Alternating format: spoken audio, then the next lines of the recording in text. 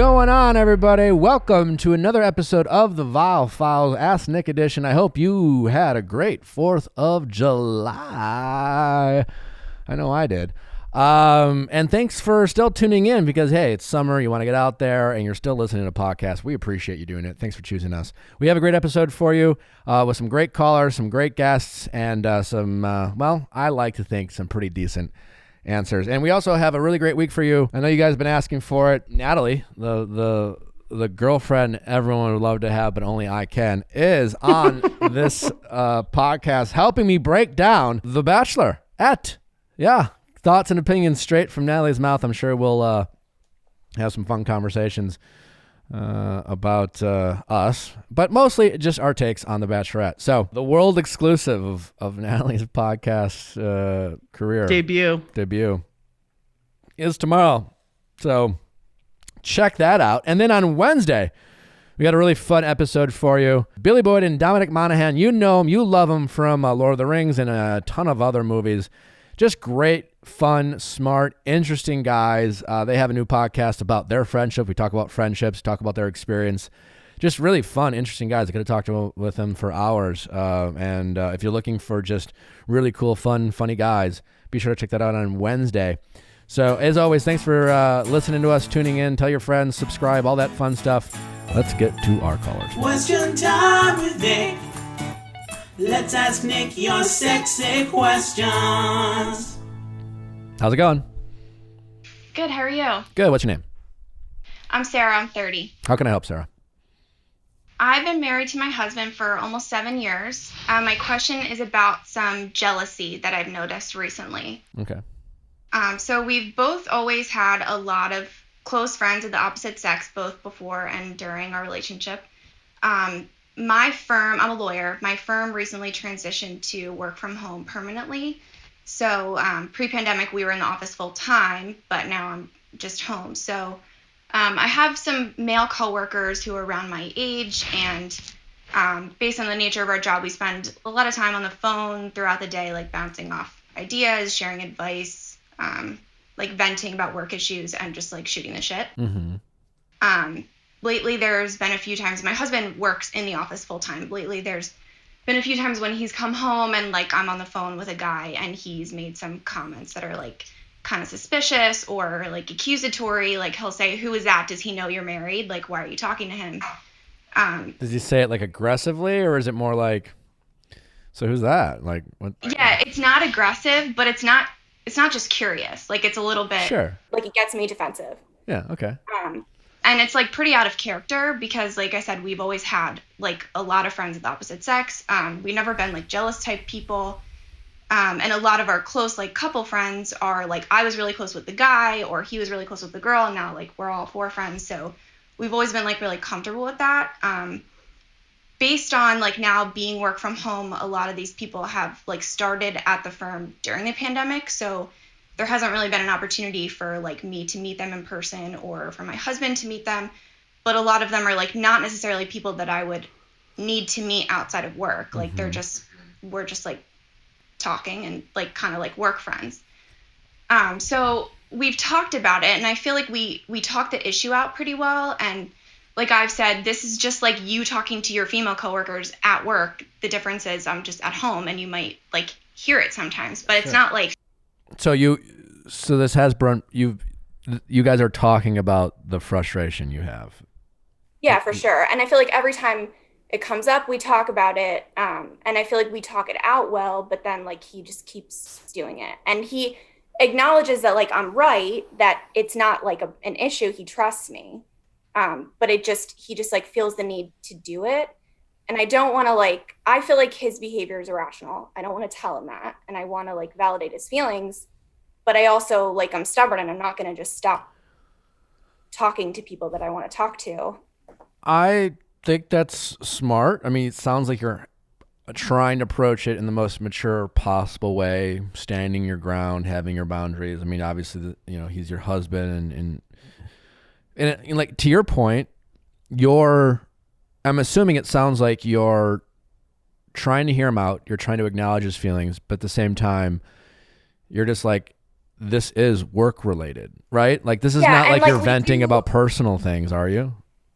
No, I mean, we talk about personal things come up. Like we just talk. It's kind of like when you're at the office, like you're not just always strictly talking about work. Like you Sure. just like Yeah. but they're work friends. It's not like I'm confiding in them about like my relationship problems or I'd something. be like, hey, did you watch The Bachelor last night? That was crazy, you know. Yeah.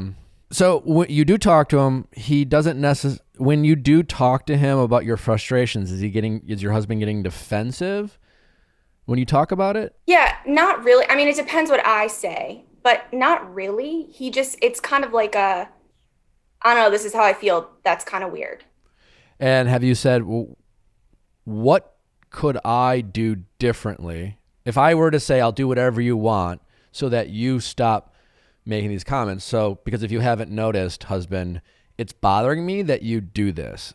So I'm just curious from your point of view, and I'm not agreeing to anything. I'm just asking you, what do you want me to do? Like, give me a solution, not a problem. And trust me, as a guy, he can relate to that logic because guys love, finding solutions to everything. So you just turn it back on him. Like, all right, what is your solution so that we're not fighting about this? I'm just curious. Yeah, so that's a good idea.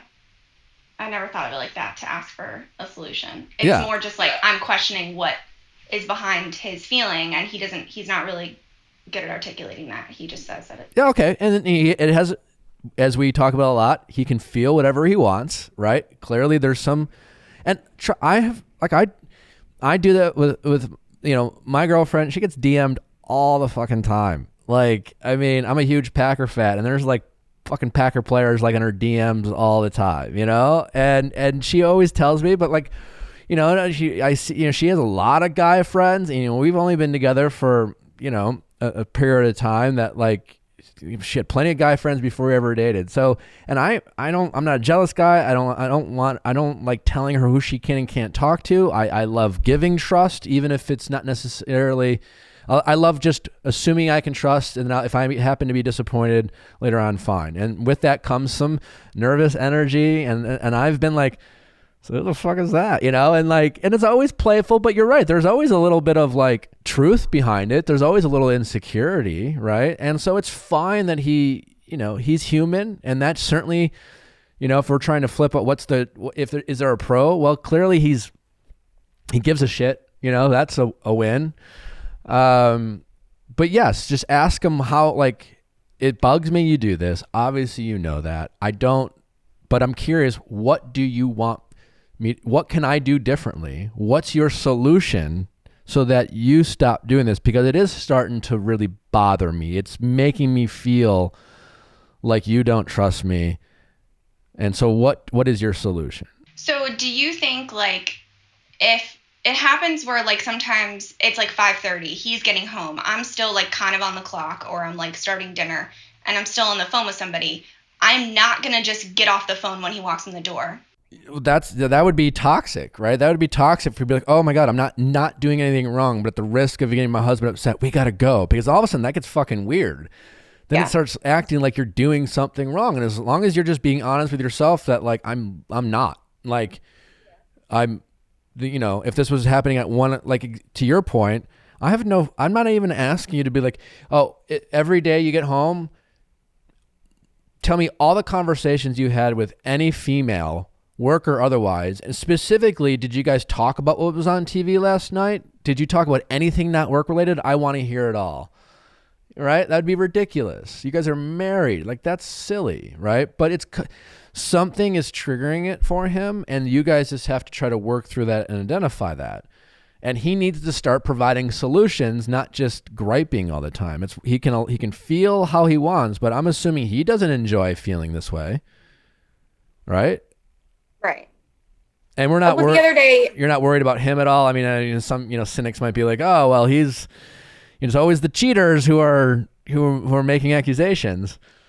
No, and I think that he maybe is he thinks I'm a little cavalier. Like, I always kind of say, like, I don't get jealous because, like, if you're going to cheat on me, then I'm better off without you. Like, I'm not going to try to control a situation. He says that. Or I say that. Yeah. And I don't think he feel the same way?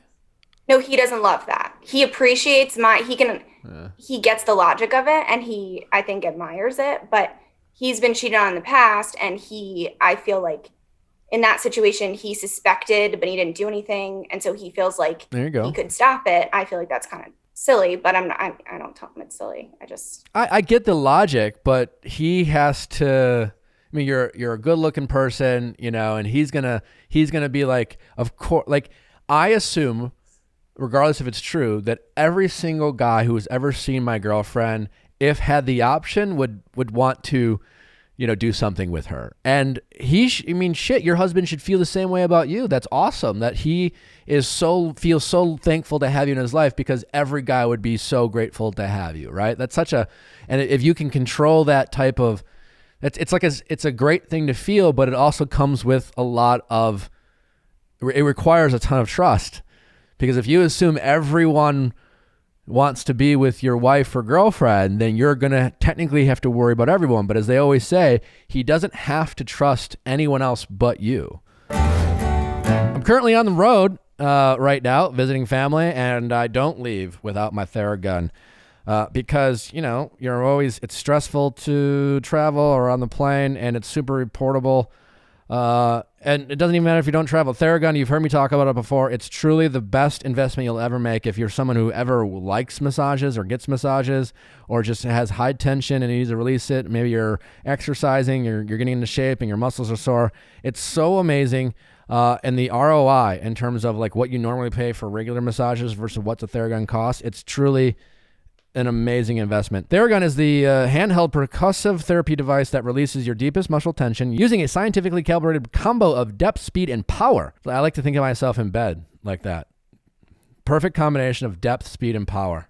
What a win. That would be like if you were a superhero, that should be like your tagline. I should, like guys in their dating bio should be like depth, speed, and power. Love it. And it's quiet as an electric toothbrush. So no weird noises, What a win. The Gen 4 Theragun doesn't just feel good, it gets to the source of the pain by releasing tension. So get it now, feel good, stop bugging your partner to rub your back. They don't want it to anyways. Try Theragun for 30 days starting at only $199. Go to Theragun.com/VIALL right now and get your Gen 4 Theragun today. That's Theragun.com/VIALL. Theragun.com/VIALL.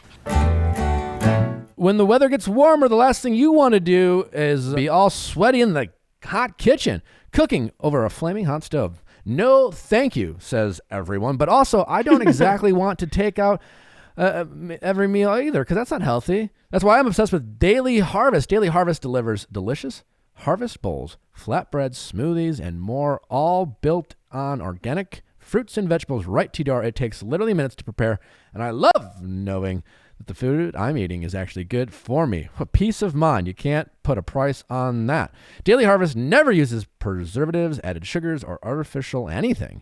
My personal summer favorites is Daily Harvest Scoops. They're plant-based ice cream. You would be shocked at how good that stuff is. Scoops is the perfect sweet treat. Plus, it's gluten and dairy-free. So, take the heat and the pressure off of cooking during the summer with Daily Harvest. Stay cool, calm, and collected during the summer heat. Go to dailyharvest.com and enter my code VIALL to get $25 off your first box. That's code VIALL for $25 off your first box at dailyharvest.com. Dailyharvest.com.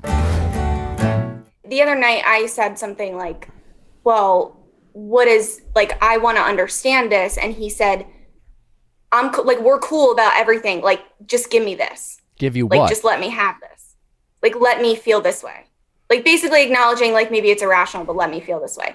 But to me, that sounds like, what, am I supposed to just ignore you? Because I don't want to ignore. Exactly. Have you said that? Like, and you say, I want you to feel, I don't want you to ever tell me I'm wrong to feel any way. I'm not telling you that you're wrong to feel any way.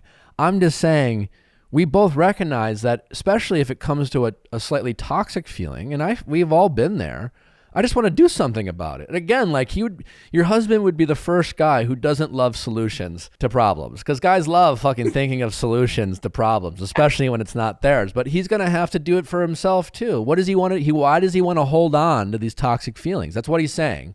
He's saying, I have this toxic feeling and I just want to feel this way. I mean, listen, if you guys are into some like weird kinky sex and he like wants to imagine being cuckolded, then fine, channel that toxic energy into good sex. But short of that, like, why does he want to why does he want to have this? You're not judging him. You're not telling me he's wrong. You're not trying to shame him. You're just saying, hey man, like, I'm starting to get to a place where I'm feeling defensive. I don't want you to feel insecure. I don't want you to feel jealous.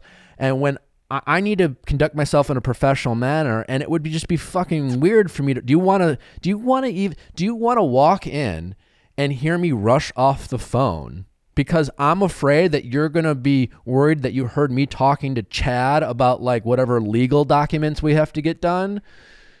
You know, that's fucking weird. That's only going to create these worse feelings. So like, what do you mean you want me to let you have this? You feel however you want, babe, but like, are we going to solve these problems or are we not, you know? And I think it's good that you are sticking to your guns, that while he's allowed to feel how he wants, that you aren't going to just drop it and let this problem fester and become something greater than it is. And I don't think there's any problem too small to seek out professional help if it's like couples therapy, because some of these little insecurities certainly can snowball into something greater if it's not addressed. The best time to address problems is when they're not a big fucking deal, you know, when they're small problems, when they are little things, when you just approach your partner and say, hey, listen, I'm not mad. I love you. We're great. Couldn't be happy with our relationship. But there's this one thing that kind of bothers me. And I don't know if it's a me thing or it's a you thing, or maybe we both could make small adjustments so this one thing doesn't become a big thing. What a great time to solve a problem, right? Rather than it like, you know, like, well, I don't know. I don't want to be crazy. I don't want to say anything. You know, it's like everything's fine, but like, it's not really a big deal.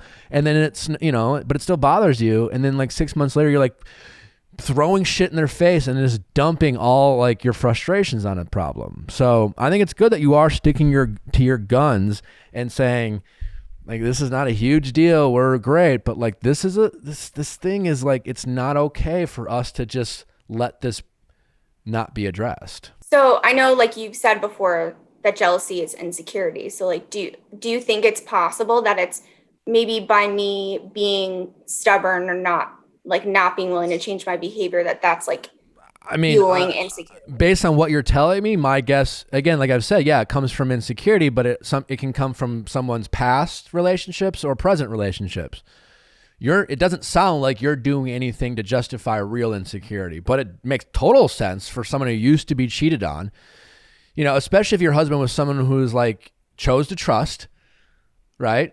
And that person broke that trust, and he looks back and he remembers thinking about, oh, these little small red flags I chose to ignore because I trusted. And now he's just like, I shouldn't make that mistake. He's having a hard time channeling that energy. Because he's not wrong to say, well, I don't want to ignore red flags again. I did that last time, so I want to address it.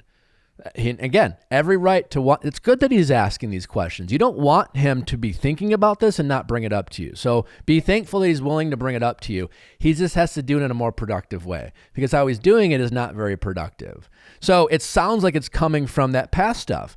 So yeah.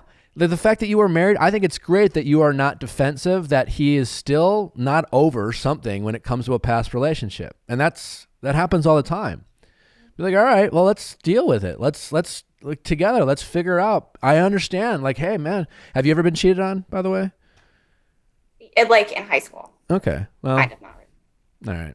Well, it's always, I'm just saying, it's always good to try to empathize. But like, yeah, fuck it, I know. Like, it sucks. Like, or if I'm sure you've been lied to, I'm sure you've felt like someone betrayed your trust, right? It's a shitty feeling. It's hard to get over. So just try to empathize with them, but definitely stand your ground in terms of like letting them have this toxic thoughts, because that is only going to get worse. You know, do you want to trust me? Do you want me to like, don't you want to feel so confident that, you know, I'm never going to betray your trust? Like, yeah, I'm fine. I choose you every day. I choose to be with you. I choose not to do that. You're just going to have to trust me. You did get married to me. We did do these vows, and it means a lot to me. I want them to mean a lot to you. And if he is just like, if he's just pushing back, and you just say, hey, listen, I love you so much. This is not a huge problem, but let's go have some fun and do some like quick therapy on it. Like, and maybe he can uncover some stuff from his past that he needs to work through. because it's something. Because jealousy is such a little fucker that can definitely turn into something greater. Yeah, and you don't want him dealing with this insecurity in a toxic way, and that could be him getting so insecurity. Maybe he's out with his buddies, he has a few drinks, and he's just like angry and nervous, and my wife's talking, and then all of a sudden he starts flirting with this girl innocently, but he's just like mad, and he doesn't know why he's mad. He's just like, ugh. And it literally could be shit from happened 8 years ago. Some girl cheated on him. And if you don't deal with your shit, that shit doesn't go anywhere. It just kind of sits there and rots. Every woman listening should, every time a guy's in his feelings and he doesn't want to do anything about it, ask him for a solution. Stop him in his tracks. So, all right. Thank you very much, Nick. All right. Hopefully that was helpful. Best of luck. How's it going? Great. I'm Emily, 33. How can I help, Emily? So I have recently had a baby with my husband, and I love being a mom. It's absolutely fantastic. Before we ever had kids, before we ever got married, my husband and I, talking about number of children, he wanted 2, I wanted 3 to 4, but was very happy with 2. Since having a baby, my husband has changed his mind and wants to have 1 child, and I really would like another child. I definitely would rather have an only child than stay married to my partner. But I guess my actual question is, how do you move forward in like a huge decision like this without resentment on either side, whether we have another baby or not? How can we move forward without creating any long-term resentment in our marriage with such like a large decision? How old is your child? 5 months. Okay, so you just had a baby. Yes, just had a baby. Mm-hmm. So right off the bat, I just enjoy being a new mother. Yes.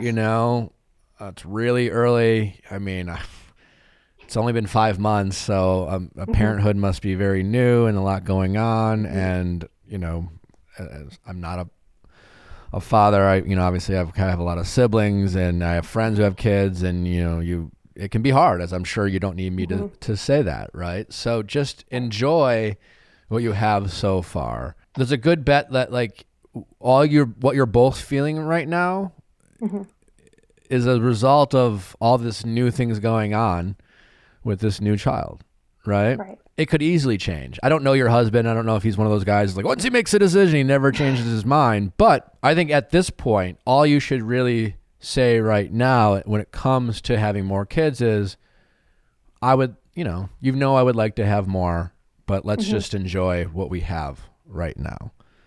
Okay. And I wouldn't ever verbalize you're conceding this, right? Okay. You're just not, there's a difference. You're like, you're right, fine, we only have 1 kid. Let them know that's what you want. But just drop it there. You don't need to bring it up to him. There's no point in fighting about it with him every day. There's no, and it's only been 5 months.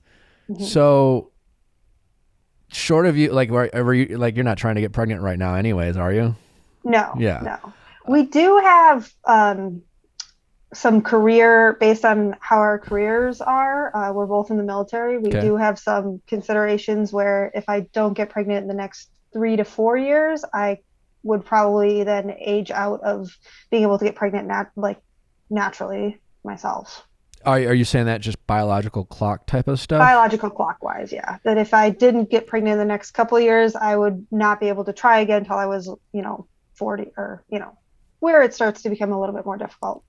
Oh, because you'd be I'd be like 41, 42. No, I don't want to understand. So if you don't, you're saying because you're in the military, because of the job you have, if you don't have kids the next couple of years, then you're back to committed to work or something? How does that work? Yes. And what happens if you got knocked up? Like, what happens if you just... I guess they would just transfer me into a different job. But the job I would be going to, they would... There you go.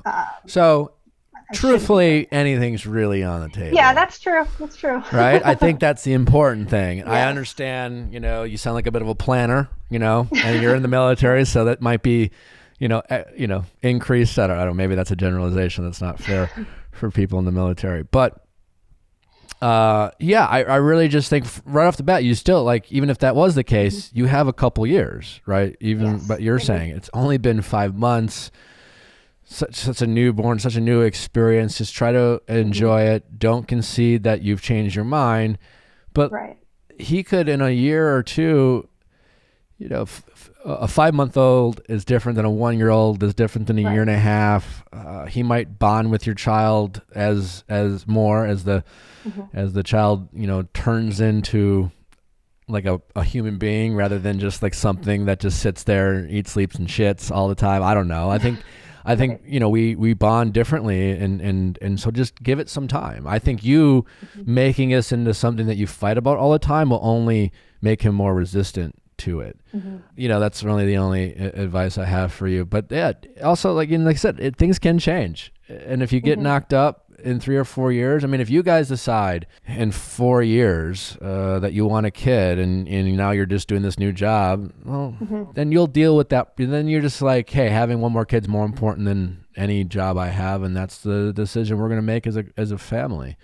Right. And then now if he, a year and a half, 2 years, he is still steadfast, then you're just going to have to decide how to deal with that. I do think at that point, therapy would be something to work through. I don't think that's something anyone should just bottle up and hope to get over at the hopes they don't develop any type of resentment. Thank you. Resentment. Yeah. Resentment. So that's a big deal to want to have more kids, right? As a mother or as a father. And you have to respect your partner that they don't. So that is a huge, and he did change his mind. You're like, yeah, I wanted 3 or 4. And he's like 2. And now he's like 1. And you have a right to feel something about that. And God, those are just such hard feelings to solve on your own. Right? I think it's good to have a mediator. Yeah. And it's so binary, either another child or not. Yeah. Right. And so, but in the immediate, in the moment, my advice is to let them know that your mind hasn't changed, but enjoy what you have as a couple, and the more you can make the experience of having this one child as great as possible, the more likely he might be like, this is, there were some hard times, and, money got tight or whatever. And yeah, waking up sucked, but I wouldn't trade it for the world. Right. And you know what? I kind of miss that. If he has stress about being a good father and a good provider, let him know every time you have an opportunity that he is. And I really think that'll go a long way. Thanks. That's great advice. Yeah. Okay. Thank you. All right. And until then, just enjoy it. Congratulations. Exciting. And lots of ups and downs. But the more you can make it a good experience, people like to repeat good experiences. So focus on making this moment and this experience with your firstborn child the best possible scenario. Make him feel good about what he is doing. And I really do think that'll go a long way. Okay. And then would you put any sort of like time limit in like bringing it up again? Like I wouldn't even broach it until you until you are like physically and wanting yourself to like have a kid. Then what's the point of talking about it? Right. Makes sense. You know, I mean, you could literally be like, hey, I want to get pregnant again. He's like, you know what? Changed my mind. And like that night you give it all the old college try. Right. Who knows? I mean, I don't have a timeline. I don't have an exact date. I do just think right now, since you're not planning on getting pregnant right now, and there is a lot of pressure into just being a new parent, enjoy what you have right now. And when you start feeling like, I would be ready personally to have a kid, then strike up those conversations then. Okay. In the meantime, just make him feel like if he asks, be honest. Yeah, I asked, yeah, of course I want another kid. Right. I love having a family with you. I love watching you be a father. You're so great with our kid, Nothing makes me happier than watching you being a great father. Okay. I mean, trust me, you say shit like that over and over, he will it'll change his perspective as opposed to feeling like he can never get it right. Why would he want to do something again he can't ever get right? Right, right. And he is a fantastic father. Yeah. So be sure to let him know every chance you get. Awesome. Okay. I will. All right. All All right. right. Well, best of Well, luck. Thank you. All right. Congratulations. Thank you so much. All right. Bye-bye. How's it going? Good. How are you? Good. What's your name? I'm Vanessa. I'm 44. How can I help, Vanessa? Well, I'm divorced. Have 2 kids, and I was with my ex since I was in my 20s. So dating alone is very new to me. And obviously the dating app world didn't exist the last time I dated. But I decided to give it a try. And I have to say, overall, the experiences have been positive. I think I've been very selective, and the men that I've met have been very respectful and kind. And I'm definitely looking for a relationship. I'm just not a serial dater. And I've met men that have wanted the same thing, or at least that's what they say. And they're very attentive and, call me morning, noon, and night, check in, go on dates. Everything's good. And it's leading towards a relationship. But then when it actually seems like it's getting there and you're kind of in the routine of things, they pull back. Like there's been 3 already. And like, it's like I can't even get past a 2-month mark. And it's like, well, yeah, maybe it's not as fresh and exciting as the first month, but like we're still doing all the things. But it's like I just feel like in this dating app world, like as soon as people get just a little bit bored, or maybe there's a slight complication or hurdle to get over, like they just so easily run back to an app because it's like, well, maybe this isn't working. Instead of like, well, if you say you want a relationship, you have to work on things and talk about things. So I'm just kind of getting frustrated. My friends constantly tell me, have a roster, date multiples. I've tried that. But as soon as there's one out of the 3 or 4 I'm talking to that I like, I can't even pay attention to the other ones. I like one person, and I'm just not good at doing the serial dating thing. And I'm just trying to figure out, how can I try to enjoy the process? Like I've heard you give advice of, no, date, go have fun. And it's like, I've tried, and it's a struggle. Yeah, maybe that's something you need to try to work on, right? Yeah. How long you've been back on the dating scene? How long you been divorced for? A couple years. Okay, so and enough of time. It is. How long you been back on the dating apps? I literally just started the dating apps early this year, like in January. Yeah. Okay, so you're still really new to that. Before that, like how much dating were you doing? Not really. Like there was between my divorce and when I started the dating app, happened to be a person I knew for a long time. We decided to see how it would work. We dated for like a few months. It didn't work out. And so that's when I was like, okay, what do I do now? I mean, it's so much harder to meet people. Like I said, I'm, 44. And so it's like, where am I going to go? Like, how am I going to meet people? Something I've learned too, I saw something about, there's people with like anxious attachment and avoidant attachment. Mm-hmm. And I feel like I hit every mark on an anxious attachment. Like I'm someone who needs that reassurance and the attention, like that consistency. And as soon as there's a lack of consistency, I start to overthink everything. And I don't know if that causes me to give off a vibe of insecurity to the guy I'm talking to. Like, it's like, it could be a day or two of just maybe it's inconsistent from what it's been for the past month or so. And it's like, what happened? What changed? And I start just overanalyzing and overthinking everything. Yeah, and I would be, with all, and I've said this before, with all the stuff that's, with social media and TikTok and Instagram and and podcasts, our access to information, we'll talk about attachment styles. I mean, I remember talking about it with Sylvia on our podcast. It was one of our first 50 episodes. Since then, I see attachment style conversations all over the place. I always make a joke about like kale, like no one heard about kale 12 years ago. Now it's kale this and kale. It's all over. And I eat a lot of kale. But like it didn't even it existed, but it didn't exist in like a mainstream thing.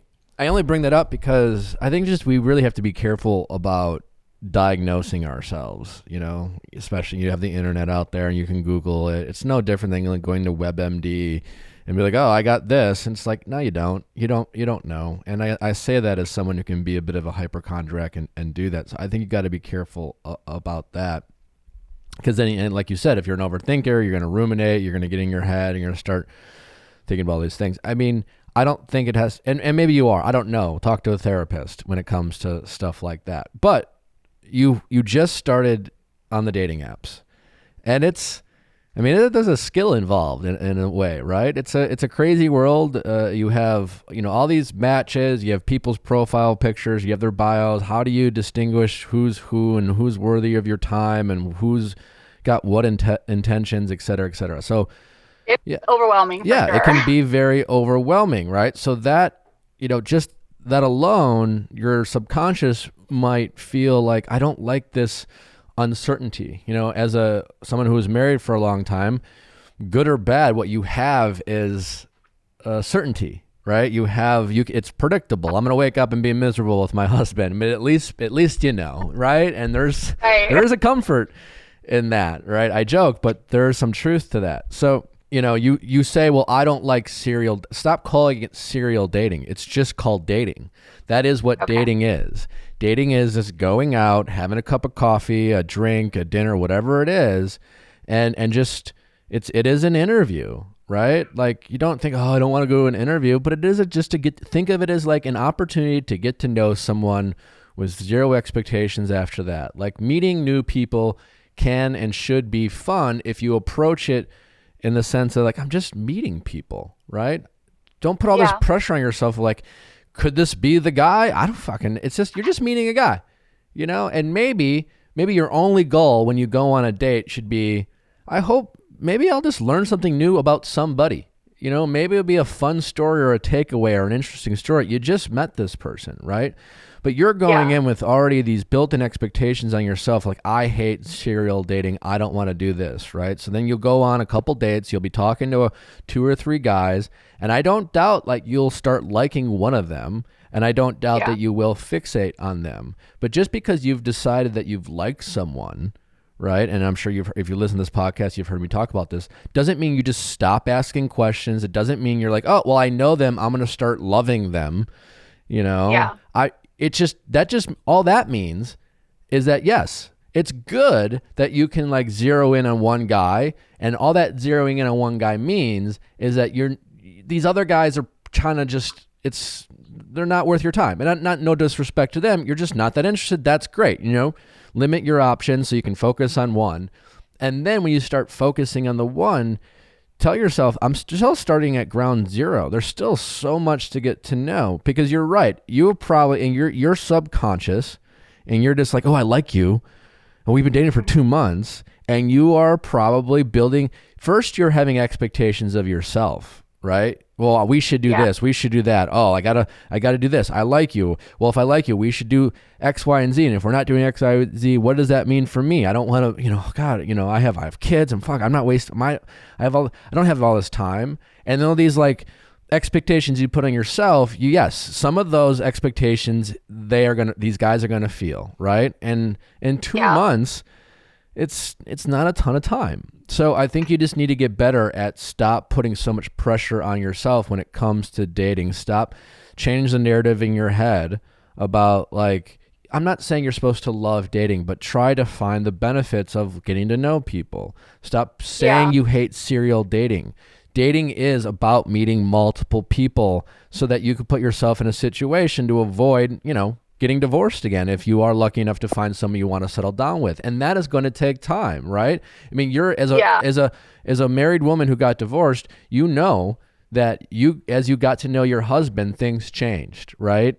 You turned into different people. So as someone who's been divorced, you don't need to hear it from me to know that, like, you can't possibly know someone in 2 months to be like so into them that, like, you can't possibly imagine them being different, right? But there's something about you that is doing something that's adding stress to yourself and therefore stress to this very early relationship, right?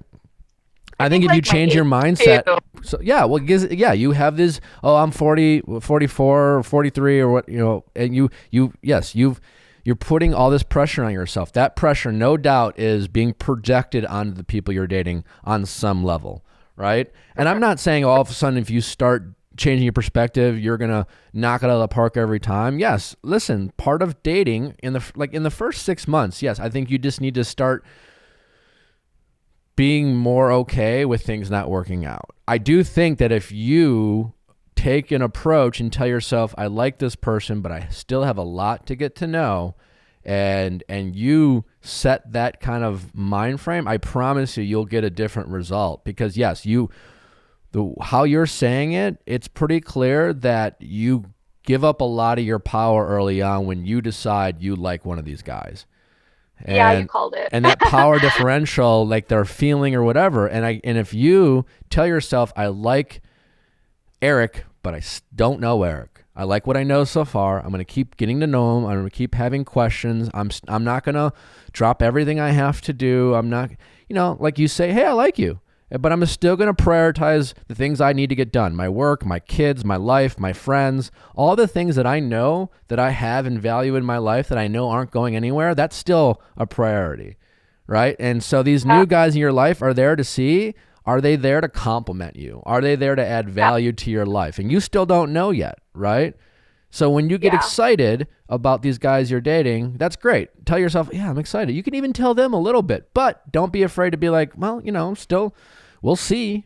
We'll see. True. I think what's kind of hard is because I'm dating men that are either my age or just a few years older.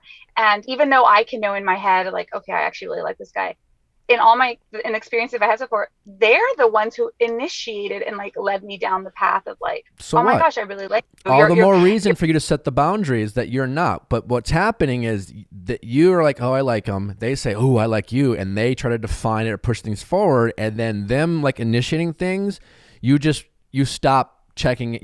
You put your guard down. You're like, oh, here's all my power. Here you go. Oh, you validated me liking you by like trying to define things and move things forward. Oh, great. Well, no, like they're excited too, right? They're these guys who are older. Like it's all a mess. They probably I'm guessing a lot of the guys you are dating, maybe a handful of them have been divorced as well. They might have kids, right? So, the same anxiety and fears they have differently, right? So they might get excited about you, get ahead of themselves, right?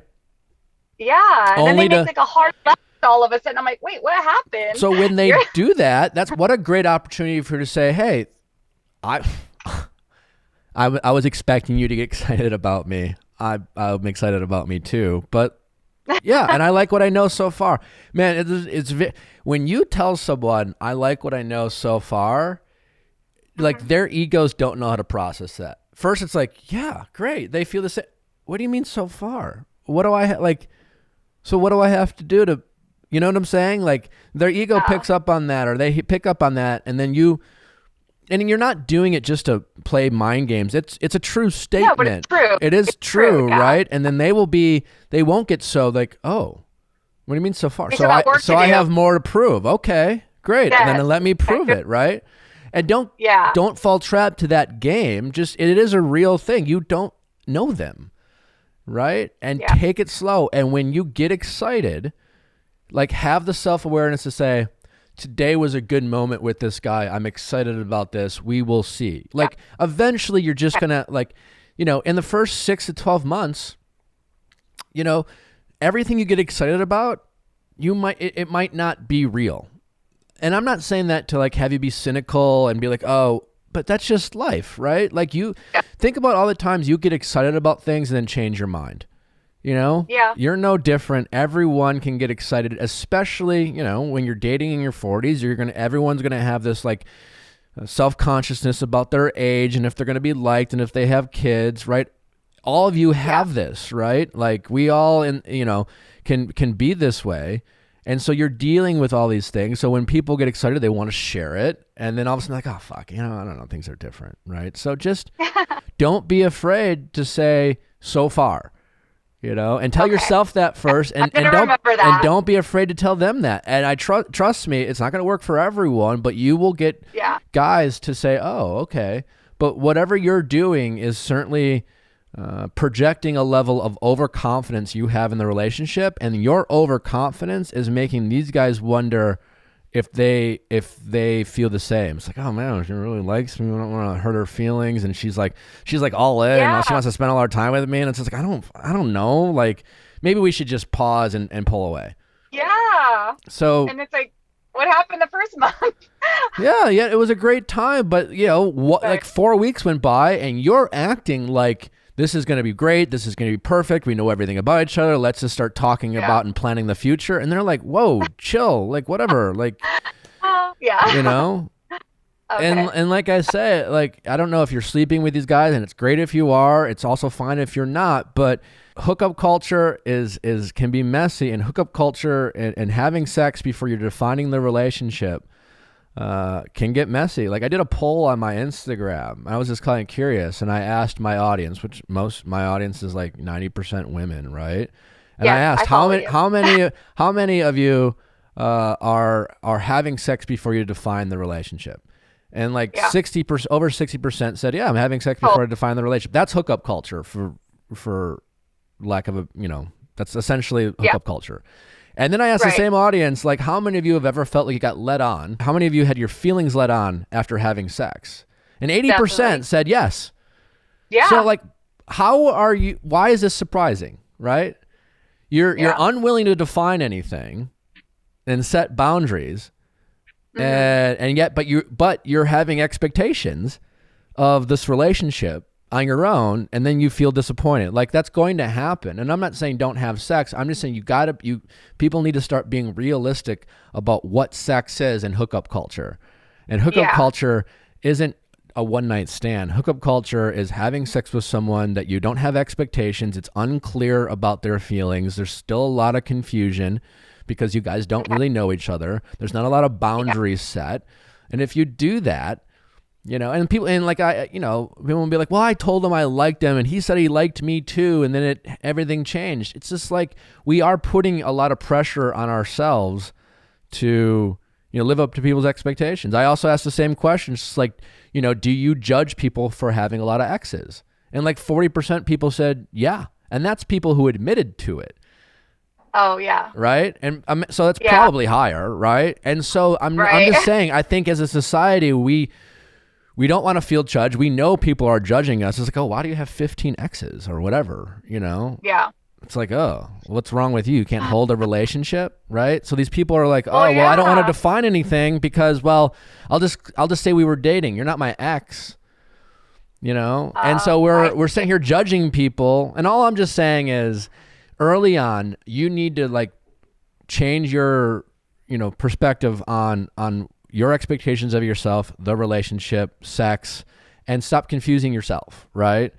It's only 2 months, right? So just be realistic about, I'm just getting to know them. And like, yes, guys should be better about like, being honest with their feelings, but sometimes you get caught up. Have you ever said, I liked this, and then like later been like, I don't know. Yeah. Yeah. Right? Yeah. Women get excited and change their mind too, right? And I think we get a little caught up in the moment. So I think go ahead. I'd hoped a man in his late 40s, early 50s would have kind of matured in that area, but I get that too, but I do think it's a combination of the dynamic it takes to, people will put pressure on to define the relationship. Well, do you like me? And it's like, yeah, but like things can change. And all of a sudden, half the time guys might pull away. And I think women do it too, is because it's like, wait, again, to your original point, you get really excited. Then the other person on the other end is like, well, I don't know if I feel the same way. And I don't want to hurt this person. But so before it gets too messy, I'm just going to leave. So adding pressure that's quite frankly not totally validated, Yeah. You like them. You like what you know so far. It's not verified how much you really like them because you don't really know them. So stop Like them telling. so far. I'm Yeah. going to remember that. So say that to yourself. Don't be afraid to say that to them. And I do think you'll notice a slight shift. Okay, great. All Well, right. thank you. All I right. appreciate it. Well, thanks for Okay, calling in. bye-bye. It'd be great. All right. Bye-bye. Thanks. Bye. How's it going? Good. How are you? Good. What's your name? My name's Alyssa, and I'm 30 years old. How can I help, Alyssa? So basically, what's going on is my sister-in-law has been with her fiance for 10 years, and my wife and I just don't really believe that he's the best guy. He doesn't help out with their daughter to the point where my sister-in-law refers to herself as a single parent. Okay. So this is your wife's And- sister. This is my wife's sister. Okay. Yes. Okay. And she's married. No, my sister-in-law is engaged. Okay. And so that's kind of the whole point of why I wanted to it's- talk to you guys. So they're supposed to be getting married at the end of this year, and we kind of think it's a mistake. And your sister-in-law, she refers herself as like a joke as a single parent. And she has a Yes. kid with this guy? He's Yes. They have a 4-year-old daughter. Okay. So how long have they been together? They've been together for 10 years. They're 26, so they've been together since they were 16. So they don't really know anything different. Okay. Yeah, well, that's going to be a challenge for her to move on from this guy. Other than joking about the fact that she's a single parent, what are some other things, if anything, that she complain about? Does she complain about the guy? Does she act miserable? Like, does she show excitement about the wedding day? Yeah, so she kind of always refers to him as like lazy and unmotivated.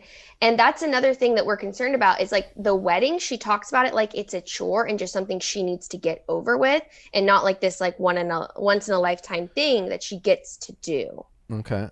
And she's 26. What's her other than her relationship, does she take care of herself? Does she have a lot of goals and aspirations? Is she generally positive? Like, what is, you know what I'm saying? Like, or has she gotten into such a rut that she is just kind of riding on comfort? I think both, because like her daughter's her life. Like she's an absolutely wonderful mother.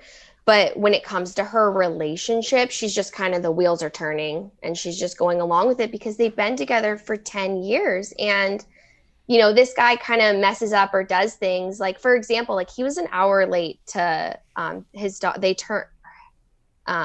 She turned 4 in April, and he was an hour late to her birthday party. And the only thing that we asked him to do was to pick up the food, and he refused to do it. Like, he's just like, it's almost like he's just seeing what he can get away with. Yeah, maybe. Have you had conversations with her about this, or are you just, you're asking me before you approach it because obviously it's a sensitive subject?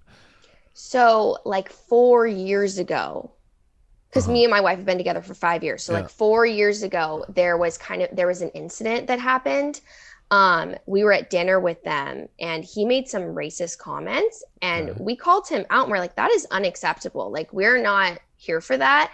And they left early. And then like the next day, my wife met up with her sister and was like, are you serious? Like, are you going to continue to be with this person? And she was just like, I talked to him about it. You know, we discussed it. He knows that wasn't okay to say. And then after that, because of her response, we just didn't speak to them for a few months. And so my wife has tried to talk to her sister and be like, I don't think that he's it. But she's just like, nope, I've been with him all this time, and I'm going to keep doing it. Yeah, I mean, it's a tough situation just because, I mean, as you said, she's been with this guy essentially her whole adult life. It's all she knows. Mm-hmm. The idea of a life without him, as miserable as she might be, she probably can't even comprehend, right?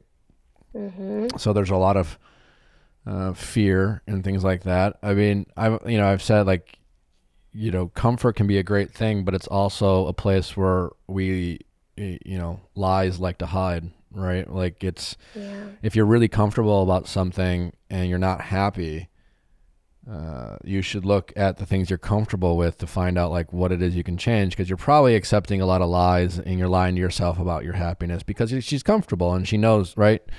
We mentioned this in the last caller in terms of at least she knows what to expect. You know, there's uncertainty can be really scary, discomfort and like new can be very uncomfortable.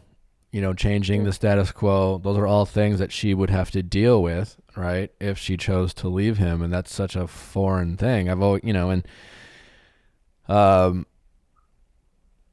that why I asked in terms of like, do you think she's being her best self? Because the only way to really get her to try to see this is to make her believe that she deserves more. That's really it. That's the only thing you can try to trade on, is her confidence in herself, her ability to look in the mirror and say, this is worth too much to give it to this one guy for the rest of my life, right? Mm-hmm. And she most likely, unfortunately, you know, as a lot of people do in any relationship, lost her individuality, right?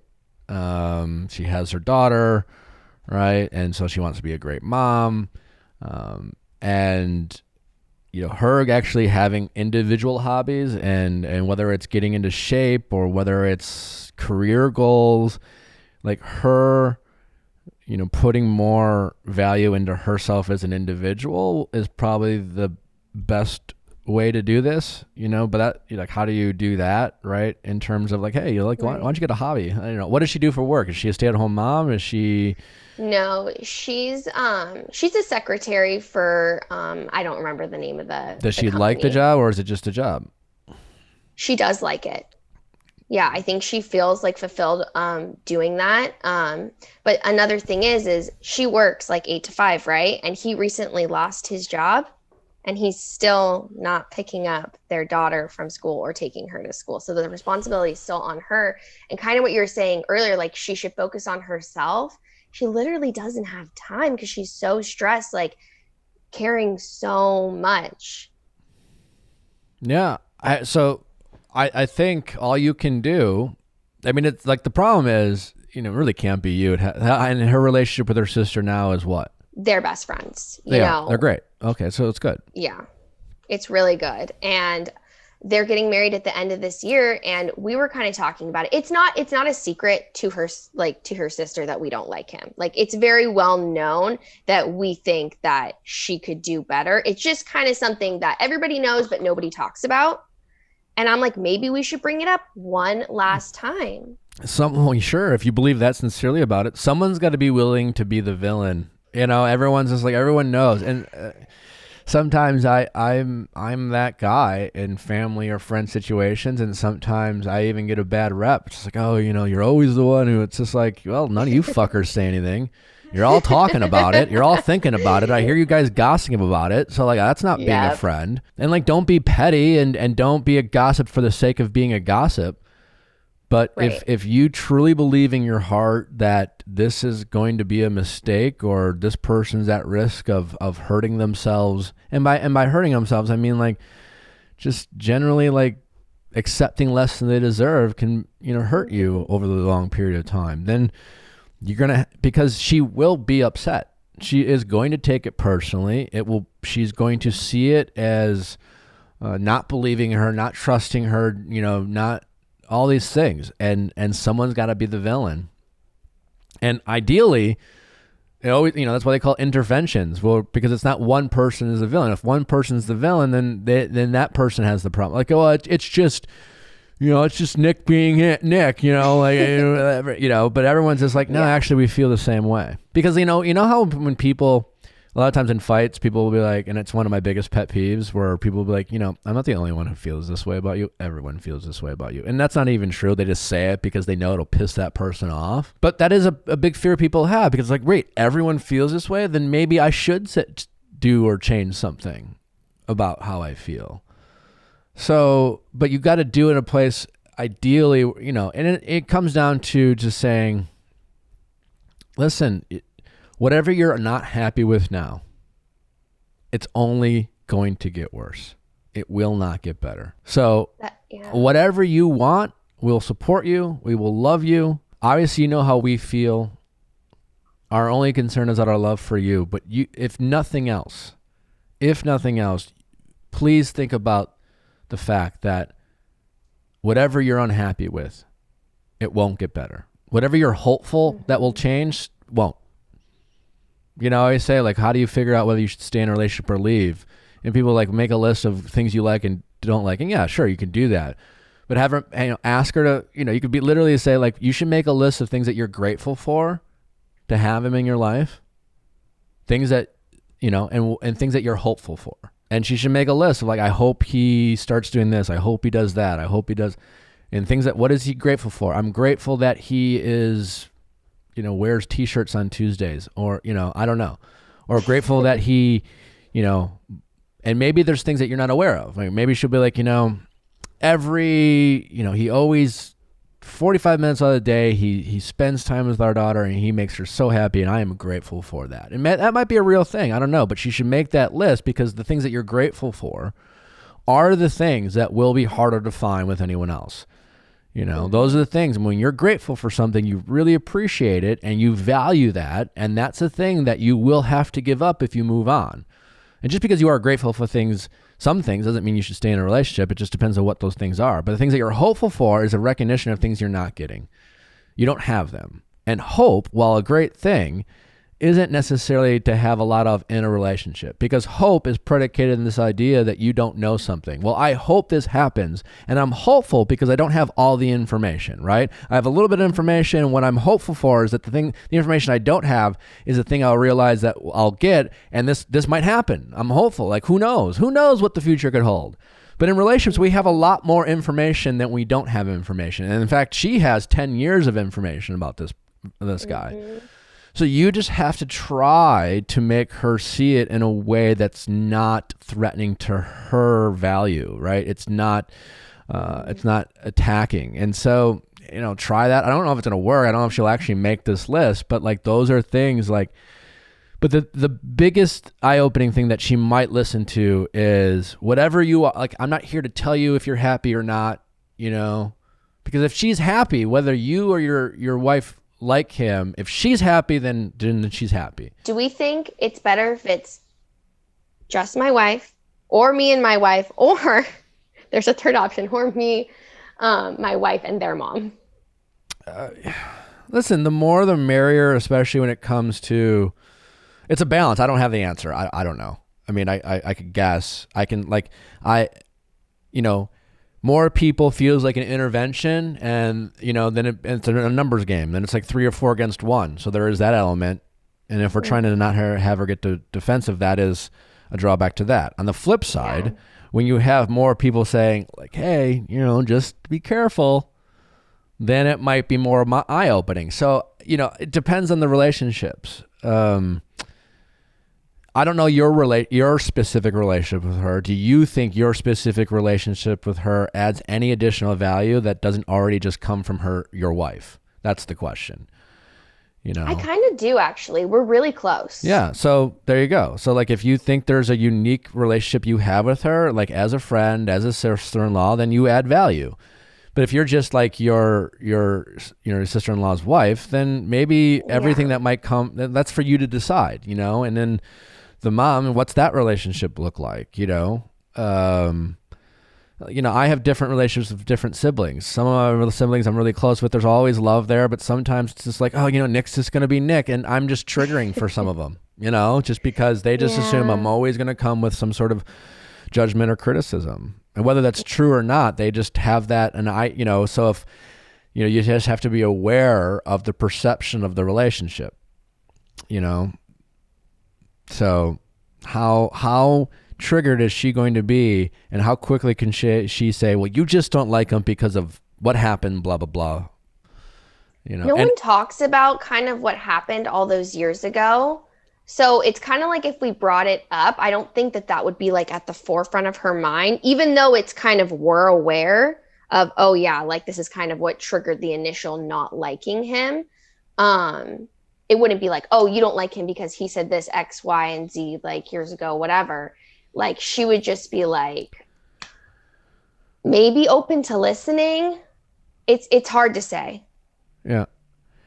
I think if you do it from a place of love, you're not going to damage anything. You're just, again, you're reminding her that whatever she decides, you're there to support her and you'll be there, and all you just, you know. Right. We love her so much. So that's like that's like my biggest concern is I don't want to see you enter something that you're not going to be happy with. You just got to be real careful when she gets defensive. Be like, but you got to, the criticism can't come from your point of view. It's got to come from hers, right? And that's why it's just like, I'm not here to tell you what he doesn't do right or wrong. I'm just here to just point out, or we are here to point out that whatever you're unhappy with most likely won't get better. And if it does, you'd be like one of the first person in the world where like problems just magically get better than worse, unless you like are, unless we're unaware of this fact that he's like super into like couples therapy and self-growth, right? Like, so, you know, just be realistic. That's all. Like, you're not, like, it's not you, it's everyone. This is relationships, right? And so let her decide for herself what she's not happy with, and you're just there to remind her whatever that is not going to get better. Is that something you want to put up with the rest of your life? And if it's not, then great. You have so much in front of you. You have so many options. You're young. You're like, you know, a lot of people, single mom, no problem. Like, you know, and in the meantime, we're here to support you and you know, whatever. So definitely. All right. Yeah. Yes. Hope that helps. Thank you so. Yeah, it's a tough situation. You know what? I think it does, because the list I think will be really eye-opening for her, and I definitely want to bring it up to her. Obviously, I'm going to discuss all this with my wife and see where her head's at with everything. But yeah, thank you so much. Yeah, just be really careful the criticism doesn't come from your point of view and your wife's point of view. You're you know, it's got to come from hers. Right. We're definitely going to lead with love. Like, I would never want to, like, you know, make my sister-in-law feel defensive or like we weren't supporting her, because we love her so much. Yeah. You can't even be like, oh, but remember that time he did this? Like, you can't do that. Right. It's so hard. We'll be mindful of that. I just keep repeating myself. It's so hard to. No, it definitely is. Because, like, I think I kept even telling you, well, he also did this. Yeah, and that's not for you to point out. You know, you know. All right. Yeah. All right. Thank you so much. All right. Best of luck. All right. All right. Thanks for calling. All right. Bye. Well, thanks for listening, guys. Always appreciate you tuning in. Don't forget, Nelly and I are breaking down the Bachelorette tomorrow. Dom and Billy on Wednesday. Thanks for listening. Tell your friends. See you tomorrow.